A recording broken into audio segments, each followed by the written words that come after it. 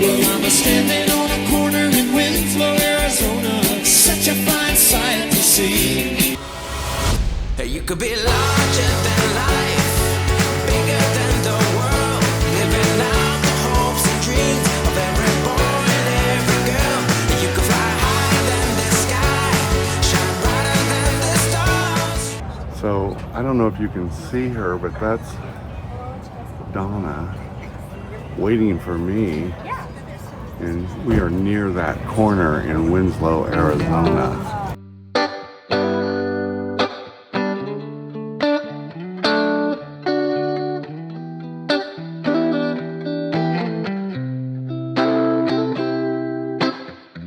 We used to hang around town pretty late. I spent the week thinking about our next date. It was easier then, so much easier then. Or like that time I picked you up outside of school. You said, screw my dad, I make my own rules. It was easier then, so much easier then. Take me back to those easy summer days when we stopped at nothing, babe. Yeah, we stopped at nothing, baby. They couldn't take us. So here we are enjoying our time in the desert. Looks like we got us a storm moving in.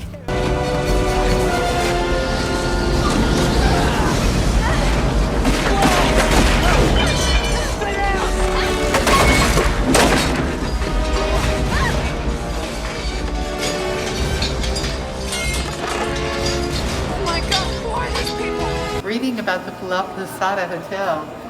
Actually, this is, anyway, I haven't had a chance to read, but that clock is amazing. No, we didn't care at all about winter or spring or fall. We felt so alive, and girl, we were thriving on kisses and sunshine and mischief. Yeah, we had one of those things. We just had one of those things. Ooh. I guess I've had some things to figure out, but now that I'm done, I'm full of doubt. Was it easy for you? Yeah, was it too easy for you?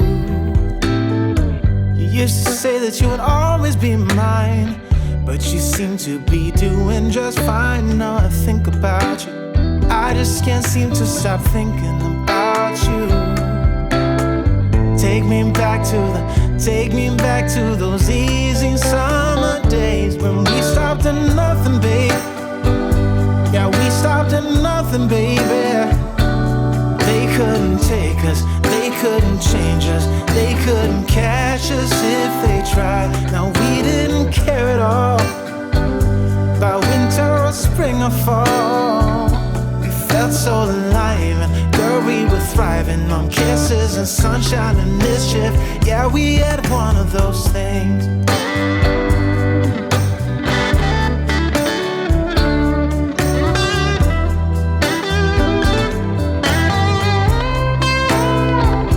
When we stopped at nothing, babe.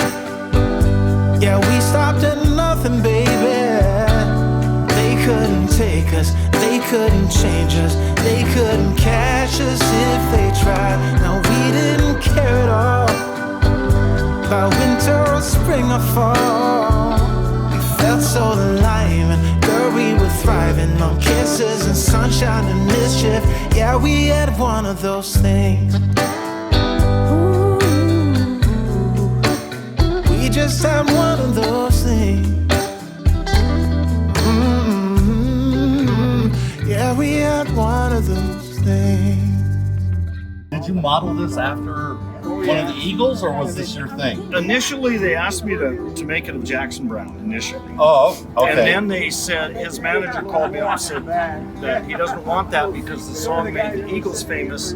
It's their hit. And so I had already started the hair on it. Right. And so the face is not him. I had my son hold a guitar for me because he was 6 foot tall. Very good. And they wanted the statue to be fairly tall in the public. Okay. And Jackson Brown is about 5'5". Okay. And so it's not. It's And not. I'm 6. It's not. Yeah. So yeah. It isn't quite 6. I attempted to make it 6 feet, but it's more like 5, 9, or 10. Well, hold on a minute, baby. Go get a tape measure. No, what I want to tell you to our audience. This is Ron Adamson. Yep. He created the standing on the corner dude. He just described to you what he did and how he did it. And I think this is so cool. Can I shake your hand? Oh, you can. And I cast it myself. Nobody else touched it. Wow, I it's sculpted it, all molded you. it, and cast it. I had built my own blast furnace to do it. It's beautiful, man. You do good work. So we were in Santa Fe, New Mexico, as part of our little vacay this year. And a weird coincidence, Jake and Melissa, our son Jake and his wife Melissa, ended up, she had to go to a conference in Scottsdale. And so kind of last minute, like we're like, ooh, we could take a little detour, go to Scottsdale, see Jake and Melissa before we have to go back home. So that's what we did. And now, guess where we're going? You guessed it, we're going to our second Camping World of this trip. I don't want to tell you that Carl bought the wrong part at the last Camping World for the Stinky Slinky. He needed a new elbow, bought the wrong part. So we have to go back to another Camping World because nobody wants a poopsie. Did it ever occur to you that I did it on purpose Oh my God. so that we could go to another Camping World? Use the second lane Yeah, for yeah, right to that's take exit it. 50. We are at Revolving Sushi. There's Melissa and Jake. We're having sushi. How you doing, Carl? Yummy. Kind of fun. All the sushi rolls around. Hi guys, we are in Scottsdale, and as it just worked out, we are able to come and see Jake and Melissa are here. Woo-hoo. Look what we got to do. So anyway, we just had a lovely dinner, and we've got 2 nights here in Scottsdale, and we're looking forward to sharing it with you guys. We're gonna hit the farmer's market tomorrow. So we'll see you guys tomorrow. Hey everybody, I just wanted to take a minute and talk about expectations, about how when you're getting ready to go camping, or maybe you haven't even gotten a camper yet and you're just not sure that it's going to be for you. You don't know about your partner and their expectations versus your expectations. And honestly, this has evolved for us, right? I think that a lot of people, when they get ready to go camping, they think, oh, camping is out in the wilderness or out in nature, and there's no light pollution and no noise pollution, and you've got the campfire. And Donna, one of the tricks I use is I try not to have any expectations. That's also an option. But I think that, and we're completely different about what we want out of this experience, right? So Yes. how do you manage that when you're both going to maybe full time, or when you're going out with the kids? How does everybody get what they want out of the experience, right? Without fighting or having to negotiate every single time you go out. For example, I like a quiet, off the beaten path, out in the open. I still like my campground with full services, but I don't like a lot of busyness, and I don't like to be in town. On the other hand, I like a good festival. I like the good old Pomegranate Festival in Logandale.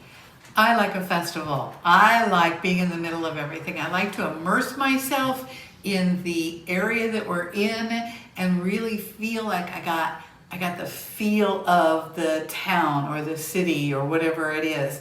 I'm a big foodie, so I really enjoy going out and eating at new places and trying new things, right? I don't really care so much about the campground amenities, Although I do also like good full hookups, right? But I like the social aspect of being in a campground and visiting with people and talking. Oh, I do too. I like to visit with people, and then I like to go in the camper and watch TV. Yeah. I can't tell you how many times we're sitting in the camper, it's evening, and we've done stuff during the day, but we're sitting there in the recliners watching the TV, and I'm fixing his dinner, and he will say, "This is what it's all about." That's his favorite thing about camping. And I just look at him and say, "We went how many hundreds of miles so that you could do the same thing that you do at home?" And you know what though? The thing is that if that's what I get out of it, that's what I get out of it, right? I mean, we all look for different things. And for me, hanging out in the camper or around the camper, talking to the people nearby, that's the part of it I like the best. As far as going to festivals and art fairs, I'll do that because that's what Donna likes to do, but it's not at the top of my list of things to do. And that's really the key, and the point that I was trying to get to is you've got to have that give and take, right? You've got to be able to understand what the other person really enjoys out of doing this and help them get those things as well. So even though I do most of we plan where we're going to go together, as far as, let's go there this year, or let's do that part of the country, or whatever those things are, right? But I plan the campgrounds. But I take into consideration when I choose those, what they have to offer that he's going to enjoy, right? So a state park or something with trees, he hates anything that looks like a parking lot. At that same point, he wants to be able to get a pull through and have all of his hookups. So I try to find those things that are going to make him happy. I remember one time we were going out somewhere, and I wanted to try this new restaurant that I saw. And he's like, "I really don't want to go inside anywhere. Let's just go through McDonald's." And I remember agreeing to that. We went through McDonald's, and when we got back to the camper, I just felt this disappointment. I did say to him later, after I kind of absorbed it, I said, "You know what? We need to talk about this, about what's fun for me, what's in it for me, and what's in it for you, and how do we kind of balance those two things?" And you got to take your kids into consideration too. You know, they're not going to necessarily enjoy, hanging out the camper or walking the dogs all day. That's not really probably going to be their thing either.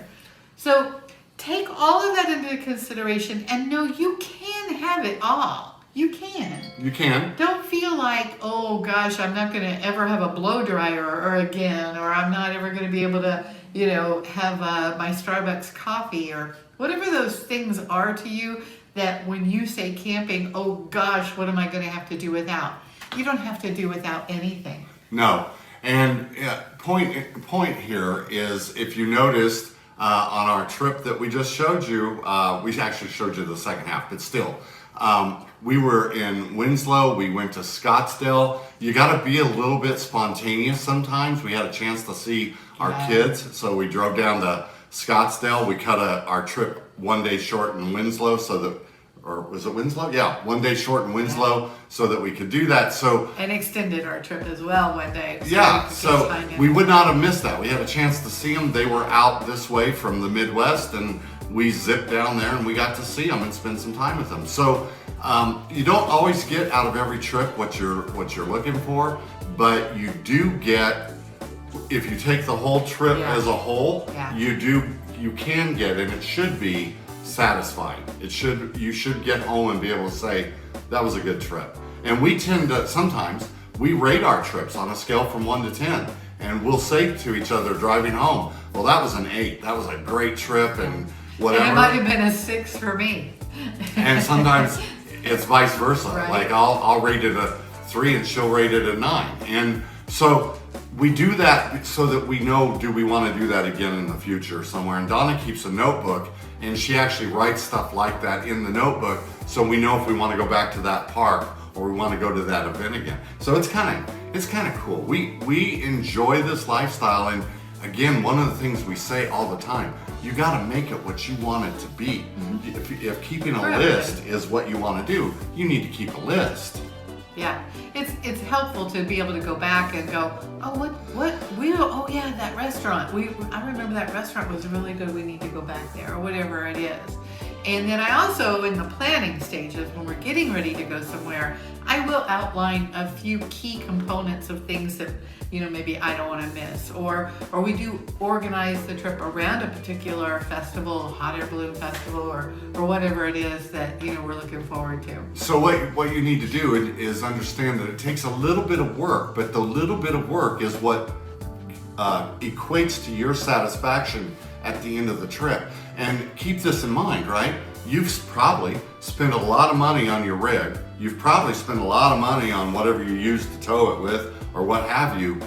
Get your money's worth, right? And that's one of the things we committed to when we bought our trailer some time ago, and we've upgraded since. But we determined back then that we would try to go on at least one trip, whether it was small or long, one trip a month. Because otherwise it's just sitting there, cha-ching, cha-ching, cha-ching, and you're not getting your money's worth. So you gotta work at it a little bit, but it's worth that pre-planning, and it's worth that work to get you to where you wanna be. And sometimes when we know we've only got, just the weekend, like just the Saturday or Sunday or whatever, it's okay. We go someplace close. We go someplace close by or whatever it is. And he is just as happy sitting in the camper, watching his TV with Bentley on his lap, if we're in another city.